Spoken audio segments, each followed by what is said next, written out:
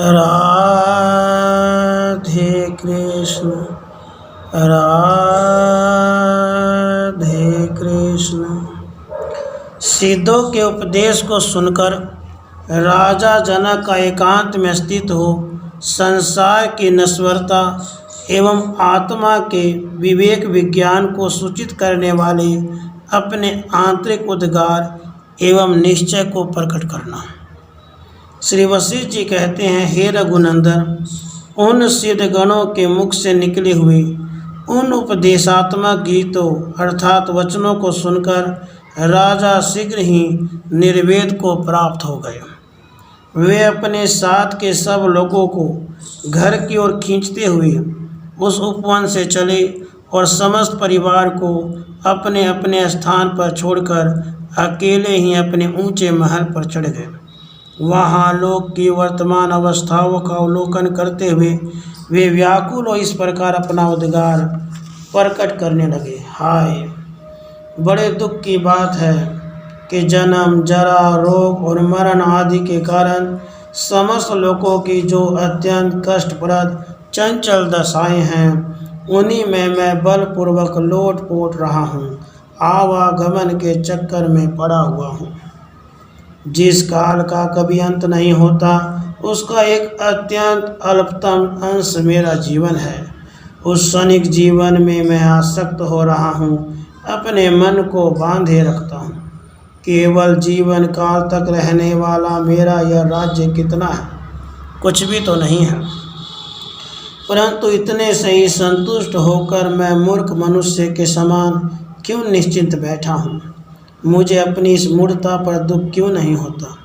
इस जगत में ऐसा कोई वस्तु है ही नहीं जो सत्य हो, रमणीय हो, उदार हो और किसी से उत्पन्न न होकर नित्य निर्विकार रूप में स्थित हो। फिर मेरी बुद्धि यहाँ किसमें लगे, कहाँ शांति प्राप्त करे? जो वस्तु दूरस्थ कही जाती है वह भी वास्तव में दूर नहीं है, क्योंकि वह मेरे मन में वर्तमान है। ऐसा निश्चय करके मैं बाह्य पदार्थों की भावना का त्याग कर रहा हूँ। प्रतिवर्ष, प्रतिमास, प्रतिदिन और प्रतिक्षण जो दुख से भरे हुए सांसारिक सुख बारंबार उपलब्ध होते हैं, वे वास्तव में दुख रूपी हैं। आज जो बड़े बड़े लोगों के सिर मोर बने हुए हैं, वे कुछ दिनों में नीचे गिर जाते हैं। ये मेरे अभागे चित्त, फिर इस जगत की महत्ता में तुम्हारा यह कैसा विश्वास है? यद्यपि मैं बुद्धिमान हूँ, तो भी जैसे सूर्य देव के समक्ष उनके प्रकाश को ढक लेने वाला काला मेघ आ जाता है, उसी प्रकार मेरे सामने यह आत्मा के प्रकाश को छिपा देने वाला मोह सहसा कहाँ से आ गया? ये महान भोग मेरे कौन हैं? ये भाई बंधु भी मेरे कौन हैं? जैसे बालक मिथ्या ही भूत के भय से व्याकुल हो उठता है, उसी प्रकार मैं इनमें ममता रूपी झूठे संबंध की कल्पना करके व्याकुल हो रहा हूँ। मैं इन भोगों और संबंधियों में स्वयं ही यह आस्था क्यों बांध रहा हूँ? यह आस्था तो जरा और मृत्यु की सहेली है, उनकी प्राप्ति कराने वाली है, साथ ही सदा उद्वेग में डाले रखने वाली है। यह भोगों और बंधु बांधवों की संपत्ति चली जाए या भली भांति स्थिर होकर रहे, इसके प्रति मेरा क्या आग्रह है?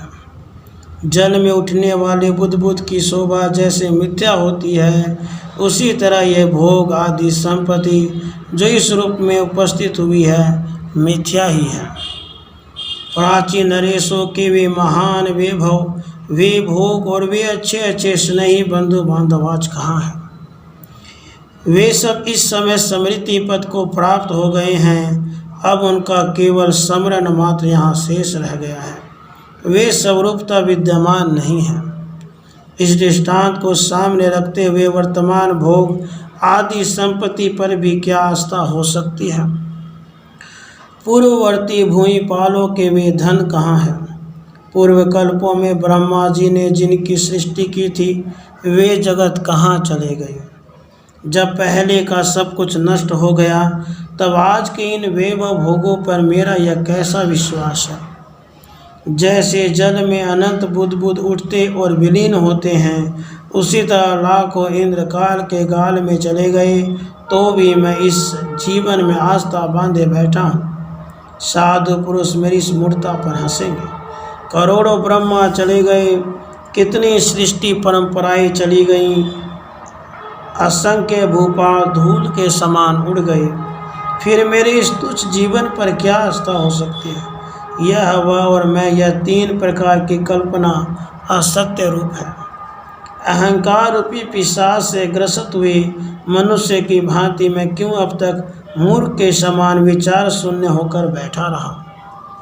मैं इस व्याप्त हुई काल की सूक्ष्म रेखा से प्रति क्षण नष्ट होने वाली अपनी आयु को देखता हुआ भी नहीं देखता। यद्यपि दिन पर दिन निरंतर अब भी आते जाते रहते हैं, फिर भी आज तक एक दिन भी ऐसा नहीं देखा जिसमें मुझे नित्य एक सत्य परमात्मा वस्तु का साक्षात्कार हुआ हो। मैं कष्ट से भी अत्यंत कष्ट को प्राप्त हुआ, एक दुख से दूसरे दुख में फंसता गया, परंतु आज भी इस जगत के भोगों से विरक्त नहीं हुआ। जिन जिन सुंदर वस्तुएं मैंने दृढ़तापूर्वक स्नेह बांधा, वे सब की सब नष्ट होती दिखाई दी। फिर संसार में उत्तम वस्तु क्या है। मनुष्य जगत के जिन जिन पदार्थों में आस्था बांधता है, विश्वास करता है, उन पदार्थों में उस मनुष्य के दुख का प्रादुर्भाव बारंबार देखा गया है। मूढ़ मनुष्य बाल्य अवस्था में एकमात्र ज्ञान से पीड़ित रहता है, युवा अवस्था में कामदेव के बाणों से घायल रहता है, अंतिम अवस्था में स्त्री आदि कुटुंब के पालन पोषण की चिंता से जलता रहता है। भला अपने उद्धार का साधन वो कब करे। दुर्बुद्धि पुरुष इस उत्पत्ति विनाशशील रसहीन विषम दुर्दशाओं से दूषित अपार संसार में क्या सार वस्तु देख रहा है। कोई सामर्थ्यशाली पुरुष राजसूय और अश्वमेध आदि सैकड़ों यज्ञों का अनुष्ठान करके भी अधिक से अधिक महाकल्प पर्यंत उपभोग में आने वाले स्वर्ग को ही पाता है, जो महाकाल की दृष्टि से उसका एक अत्यंत अल्पतम अंश है। स्वर्ग से अधिक जो अनंत नित्य विज्ञान आनंद घन ब्रह्म है, उसकी प्राप्ति उसे नहीं होती। कौन सा वह स्वर्ग है और इस पृथ्वी पर या पाताल में कौन सा ऐसा प्रदेश है जहाँ दुष्ट भरमरियों की भांति या आपत्तियाँ जीव को विभूत नहीं करती।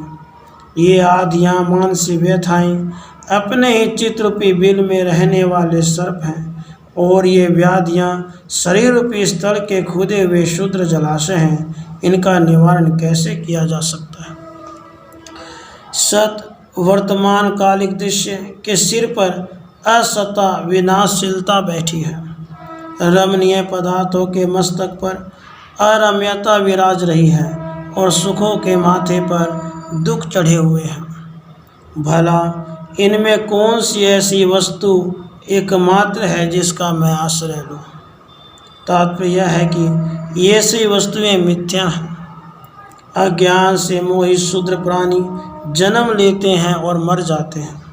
यह पृथ्वी उन्हीं लोगों से ठसाठस भरी है जो साधुओं से ही बढ़कर साधु हैं। ऐसे महापुरुष इस संसार में दुर्लभ हैं।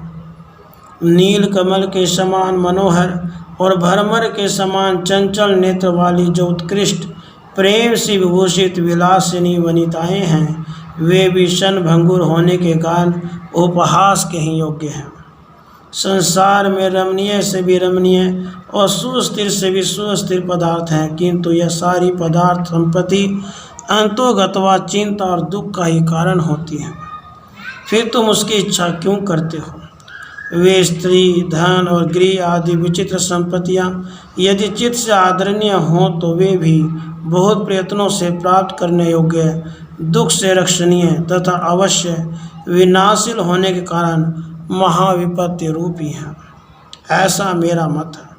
किंतु यदि धन संपत्ति और बंधुजनों से वियोग रूप आपत्तियाँ भी साधु संग तपस्या और ज्ञान आदि की प्राप्ति करा देने के कारण विचित्र एवं कल्याणकारिणी हैं, ऐसा मन में विश्वास हो जाए तो वे भी विवेक वैराग्य आदि महान आरंभों से युक्त संपत्तियां ही हैं, ऐसा मैं मानता हूँ। समुद्र में प्रतिबिंबी चंद्रमा की भांति सनभंगुर मिथ्यारोप एकमात्र मन का परिणाम स्वरूप जो ये जगत है, इसमें मेरा क्या है? यह पूर्व पद वाक्य रूप अक्षरमाला कहाँ से आई?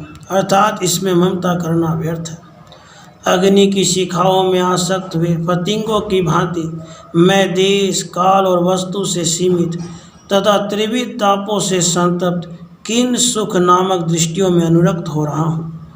निरंतर दग्ध करने वाली रोरो नरक की आग में लौटना अच्छा है, परंतु सुख दुख के परिवर्तन से युक्त विषय भोग रूप संसार में रहना अच्छा नहीं। संसार ही समस्त दुखों की चरम सीमा कहलाता है। उसके भीतर पड़े हुए शरीर में सुख की प्राप्ति कैसे हो सकती है? जो बाह्य आकार मात्र से रमणीय प्रतीत होने वाले किंतु विनाश की प्राप्ति कराने वाली हैं, मन रूपी बंदर की उन चपलता रूप वृत्तियों का अनुभव हो जाने पर मैं आशहीन में रमन नहीं करूँगा। जो सैकड़ों आशा रूपी पासों से ओतप्रोत तथा अधोगति उद्रगति एवं संताप को देने वाली हैं, उन संसार की वृत्तियों को मैंने बहुत भोग लिया। अब मैं इनसे विश्राम लेता हूँ। मैं प्रबुद्ध जगा हुआ हूँ तथा हर्ष एवं उत्साह से भरपूर हूँ। अपने पारमार्थिक धन को चुराने वाले मन नामक चोर को मैंने देख लिया है, अतः अब मैं इसे मार डालता हूँ, क्योंकि इस मन ने चिरकाल से मुझे मारा है, मेरा पतन कराया है। जैसे सूर्य की धूप से ओस या पाले के कण गल जाते हैं, उसी तरह मेरा मन यथार्थ ज्ञान द्वारा ब्रह्म तत्व में नित्य निरंतर स्थिति प्राप्त करने के लिए बहुत शीघ्र लय को प्राप्त होगा। सिद्ध महापुरुषों ने नाना प्रकार के उपदेशों द्वारा मुझे अच्छी तरह बोध करा दिया है। अब मैं परमानंद स्वरूप परमात्मा में प्रवेश कर रहा हूँ। परमात्मा रूपी मणि को पाकर एकांत में उसी को देखता हुआ मैं अन्य सारी इच्छाओं को शांत करके सुखपूर्वक स्थित होऊंगा। यह देह मैं हूँ, यह विस्तृत धन राज्य आदि मेरा है। इस प्रकार अंतःकरण में स्फुरित हुए असत्य रूप का यथार्थ ज्ञान के द्वारा नाश करके अत्यंत बलशाली मन रूपी शत्रु को ध्यान के अभ्यास से अच्छी तरह मारकर मैं अतिशय शांति को प्राप्त हो रहा हूँ। राधे कृष्ण राधे।